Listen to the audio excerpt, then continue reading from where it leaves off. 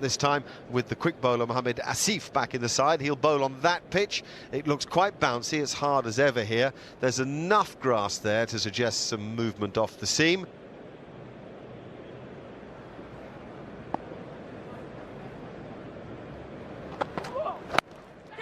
Oh, what a great catch. Excellent work, that is. Mohammad Hafiz has been bored into the side and he's got the breakthrough. Umar has the wicket to his name, but that's brilliant work in the gully. Marcus Trescothick's indifferent time continues. Some good lines and persistence from the Pakistan bowlers pays off. That really is good to get low. When the ball's hit down like that at your ankles, it's much harder to take when you're square of the wicket. Trescothick is a goner for 6, it's 36 for 1.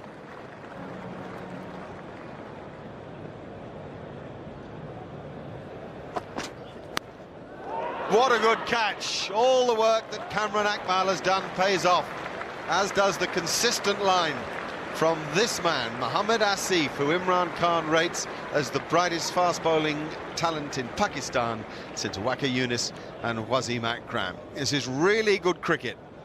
Again, committing Strauss to play at the ball, enough movement, and an excellent sprawling catch. Joy on the face of Pakistan, who sensed something here. Maybe it's English blood. Strauss has gone for 38, it's 54 for 2.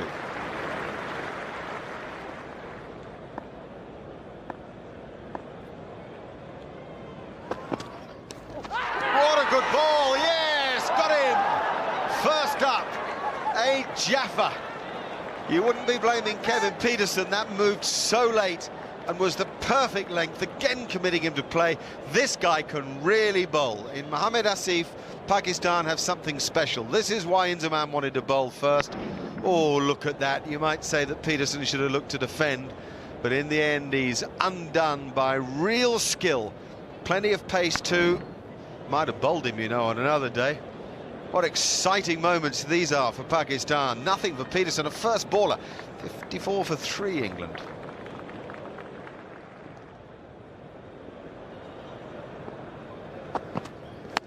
Oh, that's so close to LBW. It is LBW. Wonderful fast bowling. We are really seeing the value of pitching the ball up. It's a lesson that anybody who can propel it quick should learn, and it's one that Mohammad Asif has learnt young. Paul Collingwood is the man who's gone now. The Pakistan huddle is the most joyous of the summer so far. That, I'm afraid, is stone dead. No argument from anybody, least of all, I suspect, Paul Collingwood. And England's dressing room is a sombre place. Conditions here ideal for bowling. Collingwood made 5 at 64 for 4.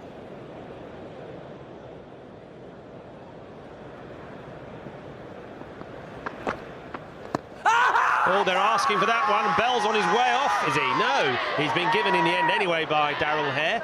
Bell started to walk off then, and then he sort of lingered as if perhaps he thought he might get away with it. But Darrell Hair was sharp to give him the finger. Canario into the attack, and is there a little inside edge? There is. Onto pad. A nice simple catch to silly point. Well bowled by Danish Canaria. So Bell, who was hoping to get a 4th century in consecutive tests, has failed at his first attempt, but he's gone for 9 here. England now 91 for 5.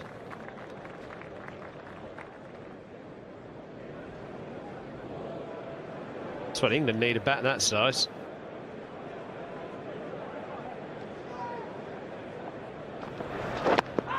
Oh, probably outside the line there. In fact, he's given him, having moved to a strange position at sort of where the bowler bowls from, Billy Doctrove has given Alistair Cook out. That was a very strange decision.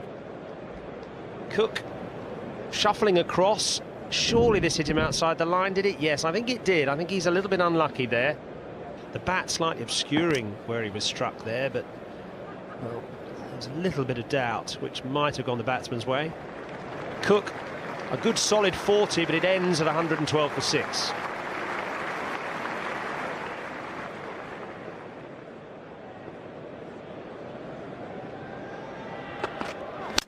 Oh, out. Completely done for length there by Umar was Saj Mahmood.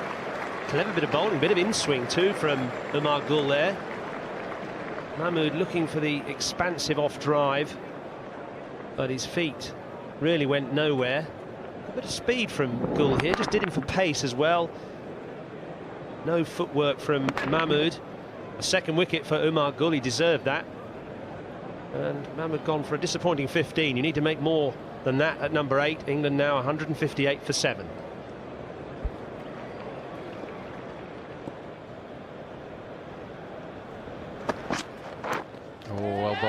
Well bowled, beautifully bowled.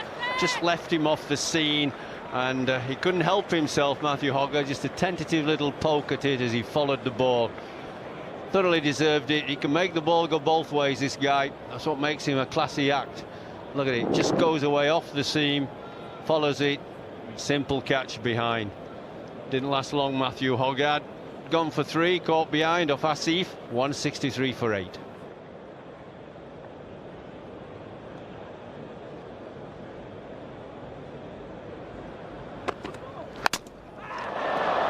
That is that. It's Umar this time, and Chris Reed, who's played nicely for his 33, has to go. Very good to see him putting a bit of fibre behind the performance up at Leeds. There's no doubt he's made a statement since he's come back into the side, but the extra bounce did for him there. It's been a tricky pitch to bat on, but not a difficult pitch to bat on, and you sense that England's 173 for 9 is a major problem as far as they're concerned, but good Pakistan bowling is doing for them. Nice 33 there for Chris Reed. And the cult continues to grow. It doesn't matter how things are going for the team, all is well when Monty comes to the crease. He is the most celebrated number 11 in the game. Pakistan ready then for Monty Panestar. 3 slips, a gully and a leg gully. Got him! That is that. England are done for. Umar Gul is on the money when he needed to be. And that enormous reception for Monty Panesar all sounds pretty ridiculous. That is a brilliant performance by Pakistan.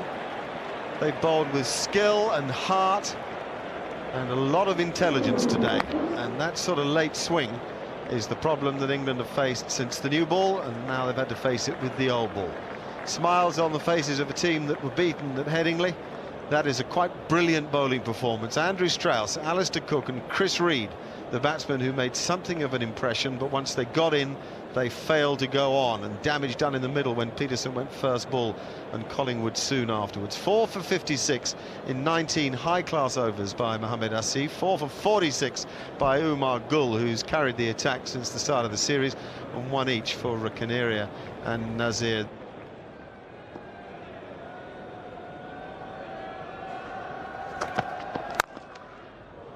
Beautiful way to get going. Mohammad Hafiz has been brought into this side. He's a surprise choice too. The opening batsmen from Leeds have been sent home to Pakistan. Steve Harmison with a very aggressive field. He bowled marvellously here in the one-day against Sri Lanka. He hasn't made a marvellous start in the Test match. Wide called.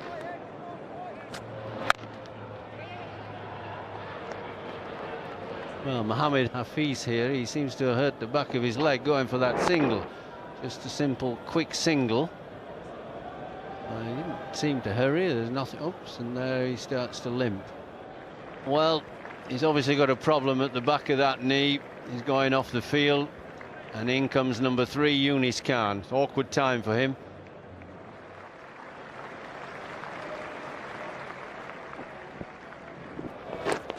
Oh, just the thinnest of edges. Yes, Chris Reed grabs it. Saj Mahmood will say that bounce and pace has done for Yunis Khan. Yunis Khan will say that the luck has gone against me on this occasion. But what a strike for England. 7 o'clock in the evening, and a lot of spectators filtering out of the ground won't have seen this. So important to get Yunis out, of course, who's been in wonderful form. Reed quite able to take that catch.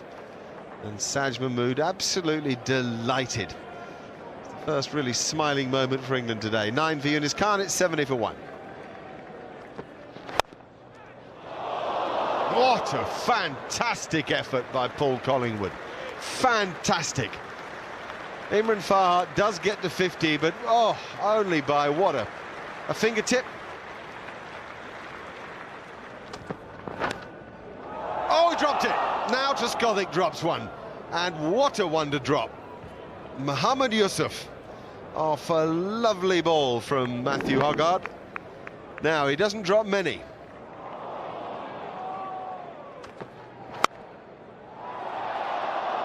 Well, was that a chance? It looks like it was. Alistair Cook, who dropped a couple at Lord's in that position, just carried to him, I think.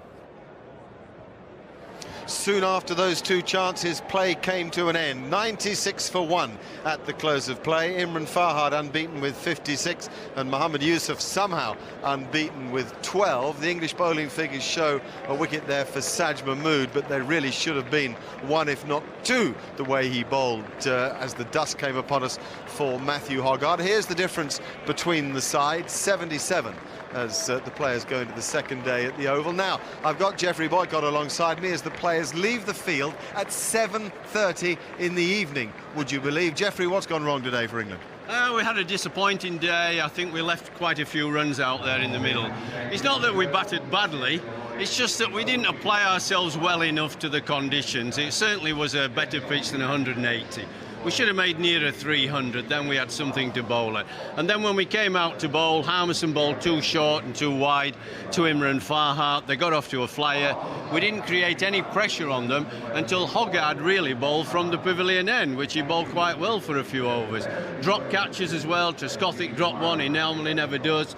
And it's just been one of those poor days when we've let ourselves down, and we've actually let down the public when we've won 2 test matches, everybody looking forward to a win. We just had a poor let-down day.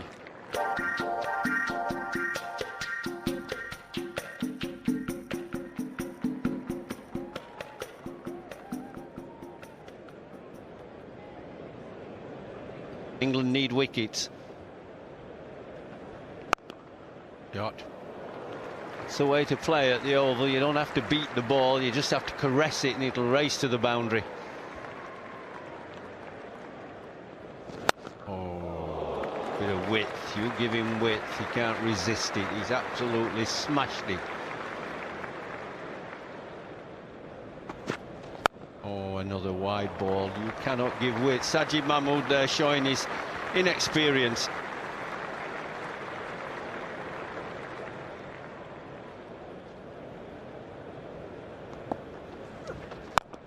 Well, that's the way to treat Panesar when he comes into the attack. What a fantastic shot that is. Imran Farhat danced down the pitch almost before Panesar let go of the ball and launched him into the stratosphere.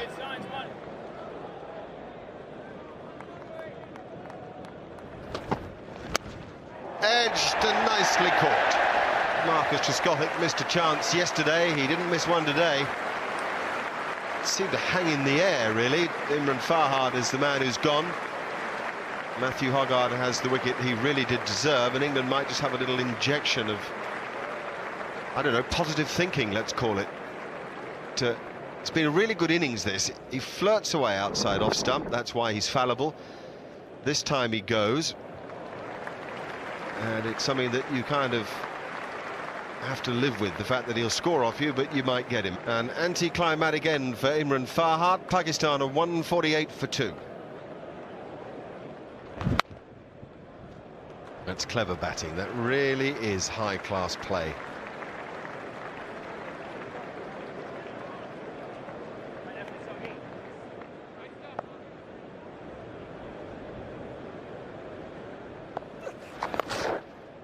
Got that fine, well played. And that gives Pakistan the lead.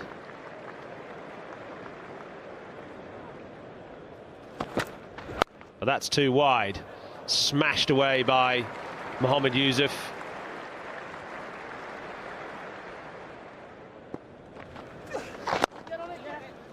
Like that, Mike, I like that. Well, there's another half-century for Mohammad Yusuf.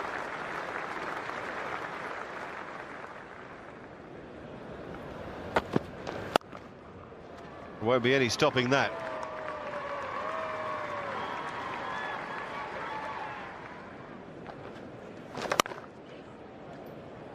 There's a wonderful cricket shot.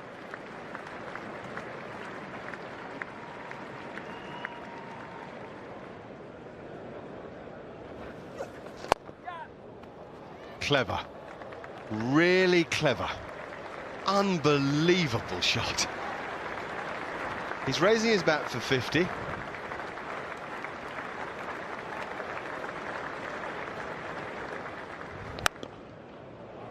And that'll go for 4-2. Now Mohammad Hafiz is really starting to find himself out in the middle.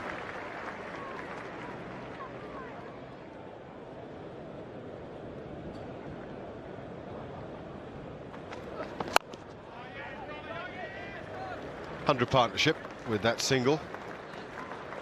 Pakistan are 257 for 2, a lead of 84. Things really haven't gone England's way all day. And it was interesting that they started with Saj Mahmood, the most inexperienced seamer in the attack, to open the bowling this morning. It was good experience for Mahmood, who's only bowled 1,000 overs in his first-class career, but it wasn't the bowler that the Pakistanis would have most feared. Hoggard at the other end just couldn't find the swing that makes him so dangerous. The ball was going straight through and the batsmen were handling him easily.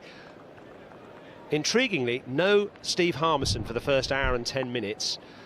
Some loss of rhythm shown by his first delivery here, slung way down the leg side, and though he's pumping away, there's just nothing there from Harmison. He's only bowled 154 overs this summer, and it shows in the way that he's spraying the ball around. He couldn't find that serious lift that he got at Old Trafford to discomfort Inzamam ul-Haq. There was nothing of that in this slightly more benign oval pitch. And Harmison has two problems. One is that his action is slightly beyond the vertical, and that can pose problems for control if your rhythm isn't quite right. And there also wasn't that steepling, fast bounce that he found at Old Trafford. The batsmen were able to sit on the back foot and play him comfortably. He's not a natural pitch-up bowler, whereas Mohammad Asif yesterday is, and he caused lots of problems for the England batsmen with those beautifully pitched deliveries just nipping off the seam. You can see his steady line and length on the left here, lots of concentrations of good length deliveries around the off stump in the corridor, whereas from Harmison hardly any deliveries in the corridor of uncertainty on a good length on about off stump. A lot more short balls from Harmison, scattering the ball around, but great concentration, great grouping from Mohammad Asif. And also there was a slight flatness about England's body language in the field, no aggression there from Peterson, and he's normally someone who's really much more spirited in the field. It was a bit flat, a bit benign, a bit resigned with England in the field, almost a sort of end-of-term feeling. You want, at this point, the wicket-keeper maybe to try and lift the shoulders and lift the troops with some barking and some cheerleading, but Chris Reed isn't a vociferous type, and neither is Andrew Strauss really. He's not a tub thumper, he's a quiet man by nature, but England really need a spark as they come out after tea to turn this situation around. Shot, little drifting out swinger that's punished through the offside by Yusuf.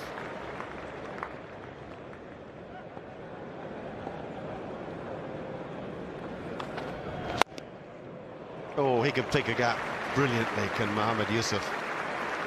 He has now moved to 99, and once he's in, he's imperious. England were given two chances yesterday evening, failed to take either, and he's one of those who make you pay.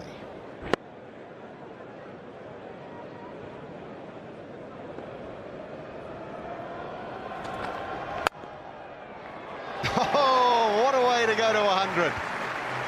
A 19th Test match 100 for Mohammad Yusuf, who hits the turf once more.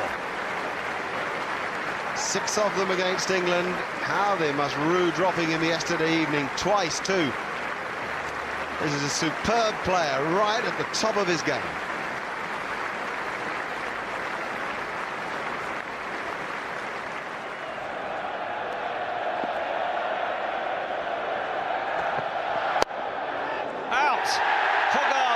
Trick at last for England.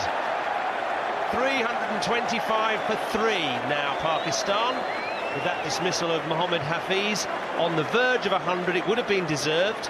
It was a 100 interrupted by an injury, and he went off after injuring his leg. But it's been a fine innings and dismissed really with a fairly innocuous delivery, caught neatly by Andrew Strauss at short mid-wicket. Hoggard's second wicket. It's taken an age to break that partnership, but finally they've done it. Pakistan 325 for 3, a lead of 152 as Hafiz goes for an excellent 95.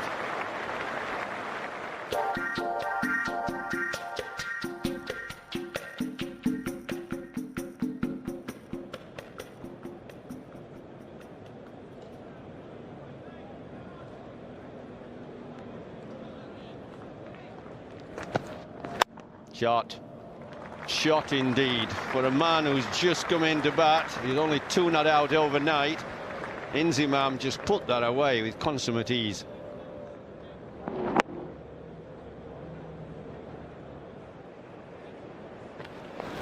Another short ball. I mean, that's easy to hit, isn't it?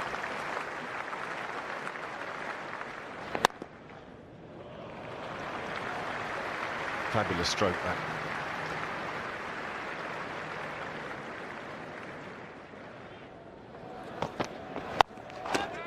Inzamam again, that time uppishly.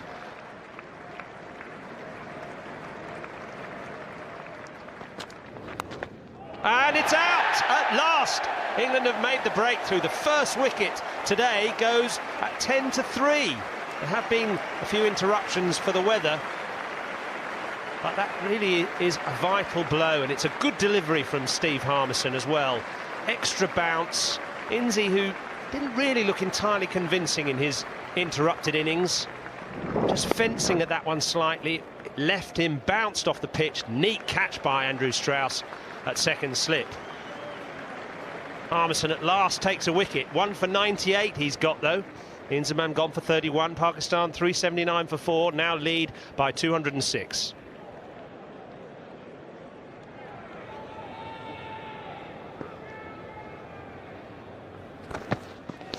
Oh, yes, it's out. Yes, a double strike for England.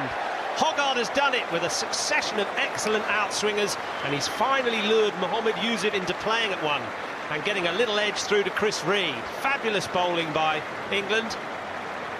The new ball pair have done it at last, just on the verge of 3 o'clock.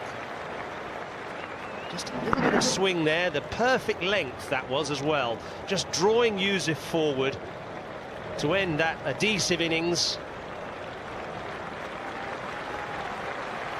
which began, of course, on the first day in the evening. So he's been at the wicket for Thursday, Friday and Saturday. 128 he goes for. Pakistan now 381 for 5.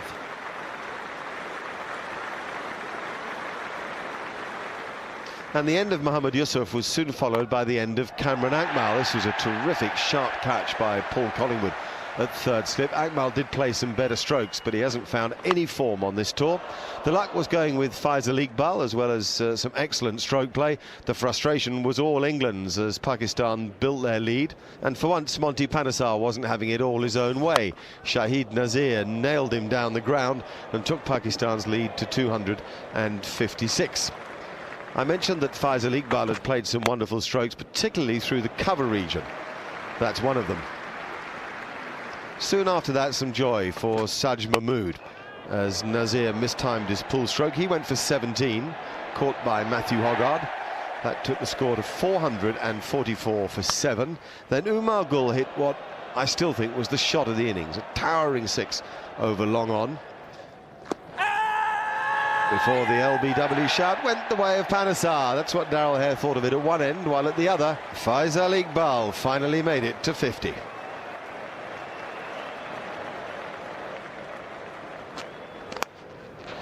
How about this for a catch? Marcus Gothic at first slip. Third time. Hands, then knee, and then the biggest smile. That was the end of Canaria, and right after it came Mohammad Asif's wicket, bounced out by Steve Harmison. Alistair Cook was the catcher. 504 then, all out Pakistan. Mohammad Yusuf's 128, the stellar performance there, though both the openers did well. Iqbal finished unbeaten on 58, and the Pakistanis in the crowd enjoyed the stroke play at the end from the tail enders. Matthew Hoggard 3, Steve Harmison 4, Saj Mahmood 2, and a wicket there for Monty Panesar. Pakistan then 331 runs to the good. England had to play extremely well if they were to deal with that kind of a deficit. Here's Marcus Trescothick at the crease. Oh, that's That's out. That's out. That's a beauty. Asif's got his man with a beauty. Perfectly pitched on the length, left him with a little bit of bounce and carry. It was quality bowling. You've got to see this again. Look, made him play, just left him with a bit of pace and bounce. Neat catch by the wicketkeeper in front of first slip, but it was the bowler. He can bowl, this lad. He's going to get better and better. And that's left Trescothick out for 4 and England 8 for 1. If the bad news is that Marcus Trescothick has had a difficult summer, the good news is that Alistair Cook has made a name for himself at Test match level. While at the other end from Cook, Andrew Strauss continued his excellent form. Footwork was crisp and his driving, particularly that one on the up down the ground, really quite special. The end of the third day then. England OK, 78 for 1. Still 253 behind though. There's much to do.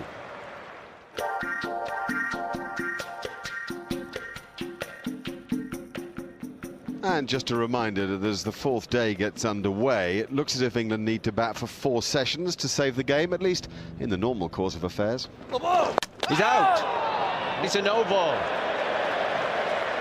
Can Pakistan believe it? No. Canera's, oh, what an idiot I am. Yeah, he's cross indeed, and he does right to be cross. He knows he's got Cook in trouble, but it's a good decision by the umpire. Can't complain. Once he bowls it in that rough, anywhere round there, Cook's got a problem, and I'll tell you what, I'll bet that Shane Warne is watching.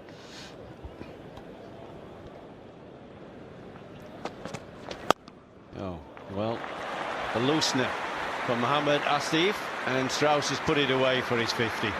Very nicely played, no trouble at all. He's been very comfortable in his batting yesterday and this morning.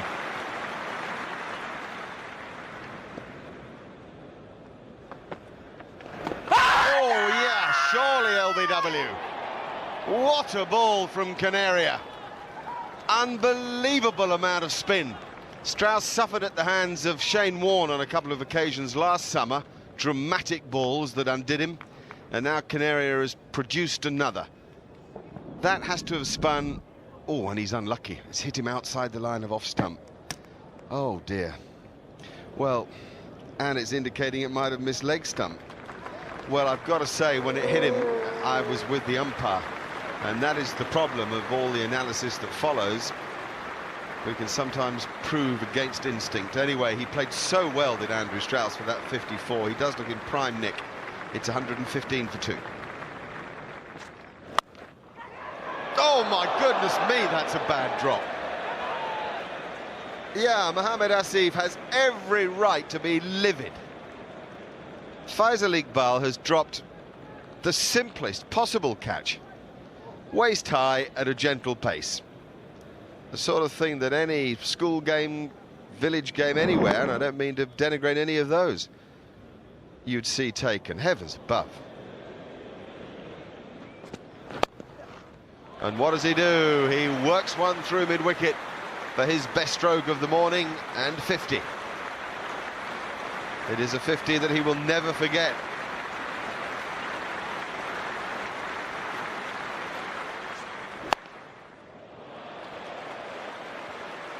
There's a good stroke from Alistair Cook. Oh, well bowled, and was it a drop catch? That was a brilliant delivery from Canaria. A bit of hands on hips from the Pakistanis around the bat. Peterson looks slightly guilty. Was it an edge? Yes.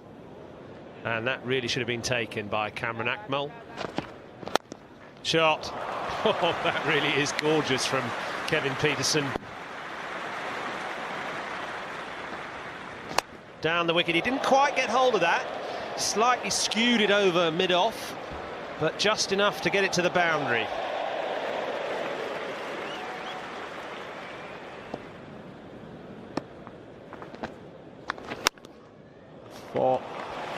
Four all the way.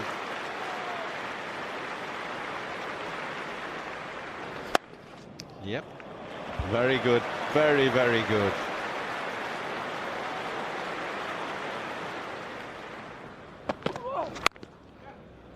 Oh yeah, what good placement by Kevin Pietersen. What a thrilling 50 that is. And what a strong way to get to it.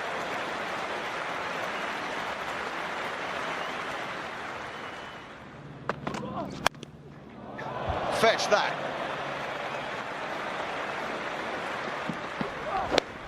Great bowling. Yeah, what a swinging Yorker that is. Umar has done it for Pakistan. Pakistan fast bowlers have this fantastic knack to swing the ball late as it gets older. And that is what is done for Alistair Cook. He'll shake his head, of course he will. Truth is, he's ridden his fortune. Things haven't gone Pakistan's way. Now Umar has made something go Pakistan's way. Late swing is a dangerous thing. Grand applause for Cook, whose effort with Pietersen was considerable. He made 83. England are 218 for 3, 113 behind Pakistan. Then, just after 2:30, the drama began to unfold as the umpires, after a routine inspection of the ball, decided its condition had been unfairly altered by the fielding side. Part of Law 42 states that if this is the case, the ball must be changed immediately, the batting side being permitted to select a replacement and being awarded 5 penalty runs. And that's exactly what happened, much to the ire of the Pakistanis. And that was the start of a quite extraordinary sequence of events which rocked not only this match but the sport in general. The English batsman chose a replacement ball and then proceeded to smash it all around the oval. Inzi could barely believe what was happening until Kevin Pietersen went wildly at a ball when he had 96 and was caught behind.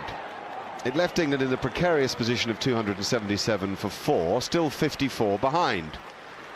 Pietersen seemed happy with his work, while back in the middle, Paul Collingwood and Ian Bell had gone about adding another 21 before bad light came to their rescue, some would say, at 4:15, and an early tea was taken. However, that was only the start of the drama. England 298 for 4, that's 33 runs behind Pakistan with 6 wickets in hand, though the scoreboard is not the story. That's the story, the fact that the Pakistan team did not come back out onto the field of play at 4:45 when the final session was due to begin. That's the chairman of the Pakistan board talking to Cameron Akmal and Danish Canaria. Those are the England batsmen waiting to go out to bat, but there are no Pakistan fielders. The umpires at this stage are already in the middle. Nothing, though, is seen from the Pakistan team. So they radio to the dressing room. They get nothing from the dressing room. The third umpire, or the fourth umpire indeed, Trevor Jesty, comes out to say the Pakistan team are not coming out in protest against what they perceive as an insult.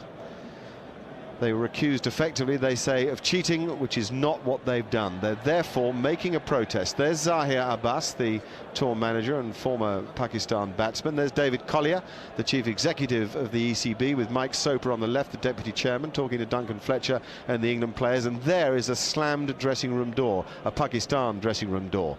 Now then, with the batsmen out there and the umpires out there, because Pakistan refused to play, the umpires take the bails off and by the laws of the game have to award the match to England because Pakistan have refused to play. However, the diplomats get to work with David Morgan from the English board and various members of the Pakistan board.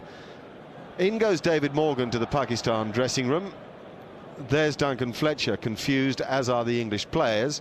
Now, that's a board director from Pakistan on the right with the chairman, Shahriar Khan, who in the end convinces Inzamam and the Pakistan team to go out to the middle. I've no idea what Bob Woolman may be saying to the Pakistan players. Kevin Pietersen thinks this is momentous and so takes a picture of it. Inzamam knows it's momentous and does take his team out to the middle. No batsmen come, no umpires come. What do we make of it? Let's talk to the chairman. Resulted in agreement between the teams, the ICC match referee and both ECB and PCB to seek to resume the 4th Empower Test match on Monday. It was concluded with regret that there will be no play on the 5th day. The 4th Empower Test match between England and Pakistan has therefore been forfeited, with the match being awarded to England. In accordance with the laws of cricket, it was noted that the umpires had correctly deemed that Pakistan had forfeited their match and awarded the Test match therefore to England. We've just come to a meeting between the captains, the ECB, PCB, the match referee, and the players. ICC, match referee and boards indicate that they would offer to resume play, if at all possible, on day 5. The umpires, having awarded the match to England and having consulted with the Pakistan captain, reconfirmed their decision to award the match to England. The Pakistan team was aggrieved by the award of 5 penalty runs to England. The award of those penalty runs for alleged interference with the ball is under review by the ICC match referee Mike Proctor, whose report will be considered in due course. ICC will be issuing a separate report concerning action which may be taken in relation to the forfeiture of the match by Pakistan.